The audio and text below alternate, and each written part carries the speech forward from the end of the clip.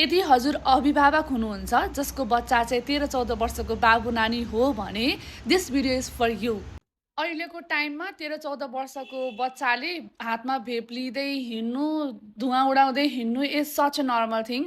र यहाँ प्यारेन्ट्स यो कुराबाट अननोन भएको देख्दा चाहिँ मलाई अचम्म लाग्छ कि डियर प्यारेन्ट्स, त्यो हातमा लिएको पेनको साइजको हेर्दा मोबाइलको चार्जर जस्तो पनि चुरोट नै हो।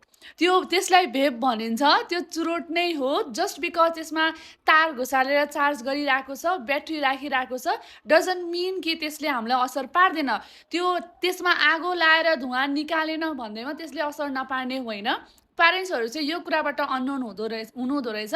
त्यसको फ्लेभर राम्रो आउने हो, सुँग्दाखेरि स्ट्रबेरी जस्तो, पाइनएप्पल जस्तो, मिन्ट जस्तो फ्लेभर मात्र आउने हो। त्यसले असर हदभन्दा हदसम्म पुर्याउँछ। We are calling it freedom of choice. 13 वर्षको उमेरबाटै फ्रिडम अफ चोइसको नाममा हातमा भेप छ, मुखबाट धुवा उडाउँदै हिँडेको छ भने इमेजिन उसँग एक्चुअल फ्रिडम हुँदाखेरि उसले कस्तो कस्तो चोइसेसहरू गर्नेवाला छ त लाइफमा। अहिले त that child is just a child, minor, प्यारेन्ट्सको अन्डर कन्ट्रोलमा हुँदाखेरि पनि हामीले फ्रिडमको नाममा, चाइल्डको फ्रिडम अफ चोइसको नाममा उसलाई हातमा भेप लिन दिइरहेका छौँ भने that's completely a abuse of child right to be raised safely। यो कुराले चाहिँ भोलिको दिनमा कस्तो कस्तो चुजहरू गर्नेवाला छ त, कस्तो कस्तो चोइसेसहरू बनाउनेवाला छ त आफ्नो लाइफमा।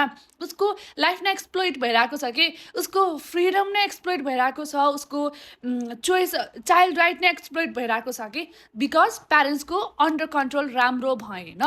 प्यारेन्ट्सले दिने डिसिप्लिन, प्यारेन्ट्सले सिकाउनु पर्ने लाइफमा कस्तो कस्तो ठाउँमा चाहिँ कस्तो कस्तो चोइसेसहरू गर्नुपर्छ भनेर सिकाउनमा प्यारेन्ट्सको कमी आयो। सो बेसिकली उसले 14 वर्षको उमेरदेखि 18 वर्षदेखि खानुपर्ने चुरोट 14 वर्षदेखि खायो भन्नु इज नट ए कन्सर्न त्यो हुँदै होइन। अफकोर्स बिरामी त ऊ आफै नै हुनेवाला छ, रोगले उसैले नै समात्नेवाला छ, तर हाम्रो आजको यो भिडियोको कन्सर्न त्यो होइन। 14 वर्षको उमेरमा उसले as a freedom of choice भेपलाई चुज गरेको छ भने इमेजिन एक्चुअल एडल्ट भइसकेपछि, उसको लाइफमा कसैले पनि इन्टरफेयर गर्न नपाउने भइसकेपछि उसको चोइसेसहरू कस्तो हुँदै जान्छन् त।